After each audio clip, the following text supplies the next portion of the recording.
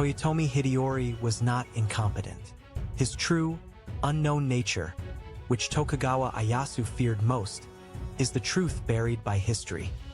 Standing 197 centimeters tall, skilled in both literary and martial arts, there were even anecdotes of Ieyasu himself praising him as the second coming of Lord Oda Nobunaga.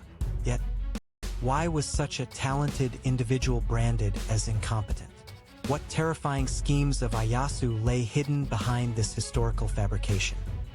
In this video, we will reveal Hideyori's true abilities, Ieyasu's reasons for fearing him, and the real triggers of the Osaka Campaign. Now, let us delve into that truth. In the main segment, we will also elaborate on the massive urban development project Hideyori initiated. Hideyori was born as Toyotomi Hideyoshi's long-awaited legitimate son. His childhood name was Shiroi. He was truly expected to be the heir to the realm. However, his father Hideyoshi passed away when Hideyori was just 7. To support the young Hideyori, the Council of 5 Elders and the Council of 5 Commissioners were established. Protected by his mother, Yodo Dano, and Toyotomi loyalists like Ishida Mitsunari, he received the finest education.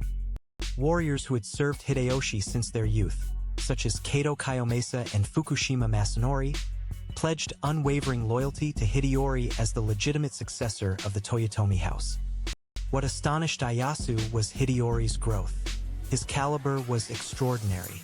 So why did Ieyasu fear Hideyori? Records show that the adult Hideyori possessed a magnificent physique and dignity reminiscent of his father, Hideyoshi. He loved academics and was proficient in waka poetry and kamari. Furthermore, he held a deep understanding of arts like no theater and the tea ceremony. Particularly noteworthy was the massive urban development project he spearheaded in Setsu province, dedicating himself to Osaka's reconstruction and prosperity. The reconstruction of the Hokoji Great Buddha Hall, a project his father had halted, also steadily progressed under Hideyori's powerful leadership. Hideyori's political acumen and economic sense proved he was no sheltered son. So why did power shift to the Tokugawa? Even after the Western Army's defeat at the Battle of Sekigahara, the Toyotomi house still retained immense economic power and the trust of former loyalist daimyo. Tokugawa Ieyasu considered the continued existence of the Toyotomi clan to be the greatest threat to his own rule. To crush the Toyotomi, Ieyasu orchestrated the Hokoji Bell inscription incident, taking issue with the characters Kaka Anko, peace and tranquility for the nation, and Kunshin Haraku, prosperity for lord and vassals. This was merely a pretext. Neither Hideyori nor Yodo Dano desired war. They sought to resolve the situation through negotiation. At this time, many Ronin who had lost at Sekigahara gathered at Osaka Castle. They rallied to Hideyori, relying on his charisma and popularity. Hideyori never desired war. There is evidence he sought peaceful resolution through negotiation until the very end. So why was conflict unavoidable? In 1614, the winter siege of Osaka erupted.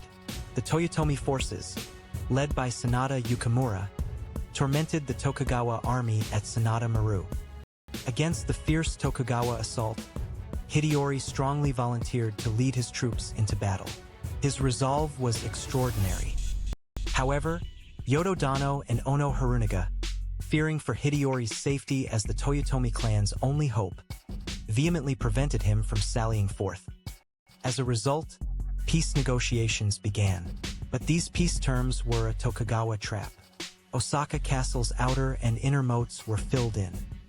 With its moats filled and Osaka Castle left vulnerable, the summer siege of Osaka erupted in 1615. The Toyotomi forces became isolated and without aid.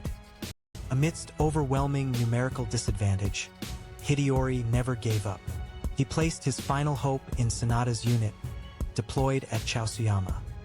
Sanada Yukimura launched a fierce charge towards Ieyasu's main camp. He awaited Hideyori's sally, but those around Hideyori prevented him, believing his presence would decide the battle. Hideyori passionately wished to lead the charge as commander-in-chief until the very end. So, Was Hideyori's death truly meaningless?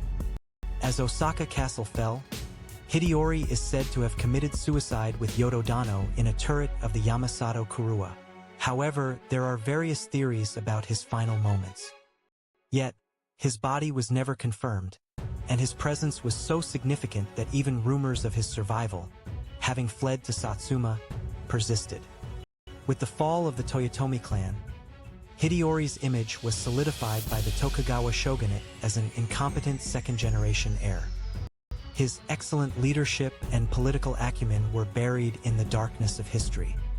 Had Hideyori lived a little longer, or if his talents had fully blossomed, the course of Japanese history might have been vastly different. Let us now summarize what we've covered: Hideyori's true abilities, Ieyasu's reasons for fearing him, and the real triggers of the Osaka Campaign. Hideyori was by no means incompetent. He possessed a magnificent physique and dignity, exceptional scholarship, and the talent to lead economic and urban development. All these qualities demonstrated a caliber so great that Ieyasu himself referred to him as the second coming of Lord Nobunaga. Ieyasu's fear of Hideyori stemmed from his charisma and the unwavering trust he commanded from daimyo loyal to the Toyotomi clan. As long as the Toyotomi clan existed, Tokugawa's rule would not be secure. Ieyasu was absolutely convinced of this. The true trigger for the Osaka Campaign was Ieyasu's resolute determination to destroy the Toyotomi. The bell inscription incident was merely a pretext for this. Toyotomi Hideyori was certainly not an incompetent individual. He was merely a tragic commander, at the mercy of a peerless politician, Tokugawa Ieyasu, and the era itself. Had he lived a little longer, or if his abilities could have been fully utilized in a different era, we might have witnessed an entirely different history.